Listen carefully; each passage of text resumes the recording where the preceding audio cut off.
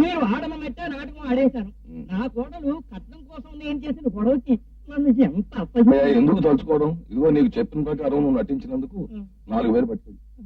సిగ్గు వదిలే నటించాను. మరో 500. ఇంకో 500? నువ్వు ఎంత మాత్రంగా నటిస్తే మాత్రం అసలు అనుకున్న పని అయిందా? ఇంకా ఇక్కడ నిలబడ్డావు అంటే ఇందులో సగమైనా లాక్కుంటా. అయ్యా నమస్కారం. ఏమిటయ్యా ఇది? 4,000 ఖర్చు పెట్టి మహత్తరమైన పథకం వేస్తే నువ్వు ఆ అమ్మాయితో పలుకు లేకుండా పరిచయం లేకుండా పారిపోయి వచ్చేస్తావా?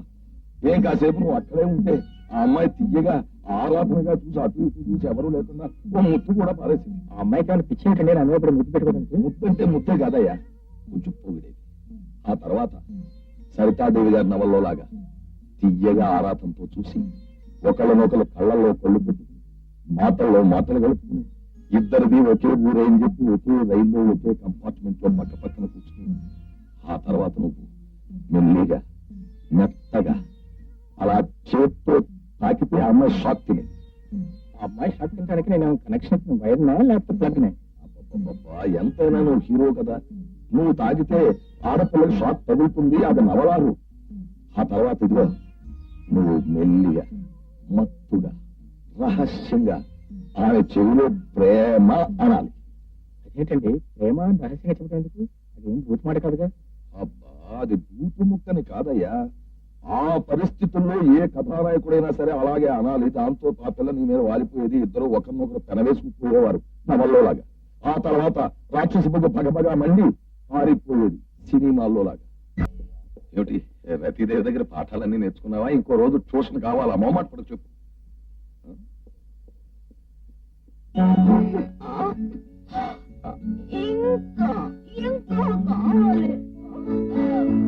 అమ్మాయి రతీదేవి నీ చాలా పోతే చెప్పు, ఒకటిగా అవుతే 10,000 ఇస్తాను, తీసుకో. డబ్బులు ఎవరు కావాలి? నేను ఇస్తారు. కావాలంటే లక్షలు లక్షలు. నాకు ఇంకా కావాలి. ఏం కావాలి నీకు ఇంకా చెప్పు. నాకు అతనే కావాలి. అతను మన్మధుడికి పాఠాలు చెప్పగలిగిన వాడు. ఇంకా కావాలి. శృంగారంలో నాకు 64 కళలు తెలిస్తే ఆయనకి 128 కళలు తెలుసు. ఓ వేణు వేణు, నిజంగా ఈవేళ నాకు చాలా సంతోషంగా ఉంది. హృదయం ఉప్పొంగిపోతుంది. నిజంగా నెరజాన లాంటి ఆ రతీదేవి మెప్పుకుని సర్టిఫికేట్ సంపాదించేసావు అంటే సామాన్యుడు కాదు, అఖండుడు, రియల్ హీరో. అలాగే ఆ ప్రేమ విషయంలో కూడా. ఎంతకాలం మీరు ప్లాన్ చేశారు? ఇక నేను ప్లాన్ చేస్తాను. ఓ yes, go ahead, go ahead. చూడు తమ్ముడు, వేణుగోపాల్ సోడా కంపెనీ అని మేము కొత్తగా సోడా కంపెనీ పెట్టాం. వీటిని ఎవరైనా పెద్దవాళ్ళ దగ్గర మెచ్చుకుంటే మా సేల్స్ బాగా పెరుగుతాయి. ఈ విధంగా మా సేల్స్ మేము పెంచామనుకోని కమిషన్ కూడా మేము పెంచుతాం. రండి సార్.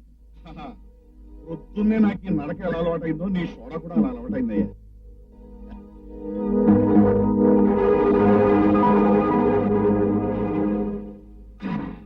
అబ్బా, ఇదేమిటయ్యా రోజు కంటే మంచి రుచిగా ఉంది, మంచి ఘటుగా ఉంది.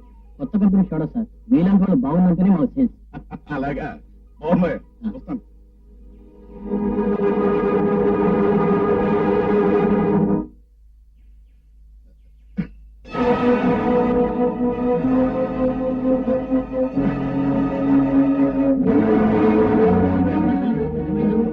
ఏంటయ్యా ఏం జరిగింది? అయ్యో ఏమో జరుగుతున్నారు గారే. ఎవరా అంత పెద్ద మనిషి తాడి చెట్లు పడిపోయి చూసుకుంటున్నారు?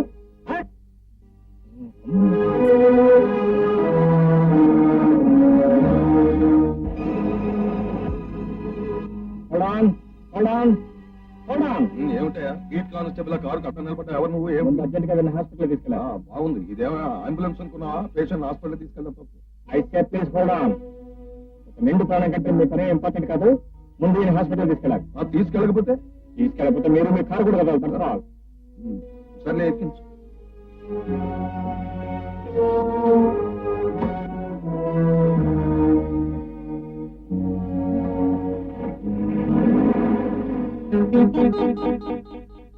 పేషెంట్ పరిస్థితి చాలా ప్రమాదకరంగా ఉంది. వెంటనే ఆపరేషన్ చేయాలి. మీరు ఆయనకి ఏమవుతారు? ఏమి అతను దారిని పోయే దానయ్య, కష్టంలో ఉన్నాడు కదా అని కారులో తీసుకొచ్చాం అంతే. మరి ఆపరేషన్ చాలా ఖర్చు అవుతుంది. ఆయన కావాల్సిన వాళ్ళు ఎవరైనా ఉంటే వాళ్ళకి నేను టెలిఫోన్ చేస్తాను. ఈలోపు మీరు ఆపరేషన్ ప్రిపేర్ చేయండి. మరి డబ్బు? ఆపరేషన్ నేను తీసుకొస్తాను. ఓకే. వేణు నీకేమిటా నీకేమన్నా మర్చిపోయిందా ఆ దౌర్భాగ్యం కోసం నువ్వు డబ్బు ఖర్చు పెడతానంటే ప్రాణాపాయ స్థితిలో ఉన్న మనిషిని కాపాడటం నా కనీస కర్తవ్యం. సారీ.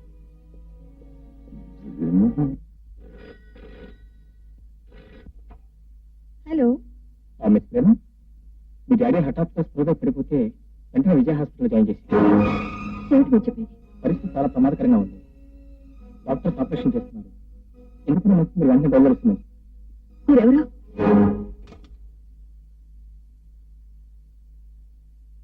ఆ జగపతిరావుని ఎవ్వరికీ అనుమానం రాకుండా చంపేద్దామని స్లో పాయిజన్ ఇచ్చాను. ఆ తర్వాత ప్రేమను ఎలాగోలా మాయ చేసి నీకిచ్చేద్దాం అనుకున్నాను. కానీ ఆ డాక్టర్ ఎవడో ఆపరేషన్ చేస్తున్నట్ట. కొంప తీసి బతికి పట్టకడతాడో ఏమిటో. పెళ్లి చూసొద్దాం పద. మా డాడీకి స్లో పాయిజన్ జరిగిందా? అవునమ్మా, ఈ రోజు మీ డాడీ తీసుకున్న మరో మందు వల్ల ఆ స్లో పాయిజన్ ఎఫెక్ట్ ఇచ్చింది. వెంటనే ఆపరేషన్ చేశాం. గండం గడిచి బయటపడ్డారు. మా డాడీని కాపాడినందుకు నువ్వు చేసిందే నేను వద్దంటున్నా వారిస్తున్నా ఆసుపత్రి అన్నావు ఆపరేషన్ అన్నావు. అనవసరంగా ఆవేశపాత్రాభినయం చేసి పడిపోయిన అతను చూస్తే కోర్టులో కళ్ళు తెరవటం కాదు, శాశ్వతంగానే కళ్ళు మూసేట్టు కనిపించాడు. అందుకే హాస్పిటల్ తీసుకెళ్లారు. నేను నీకు ముందే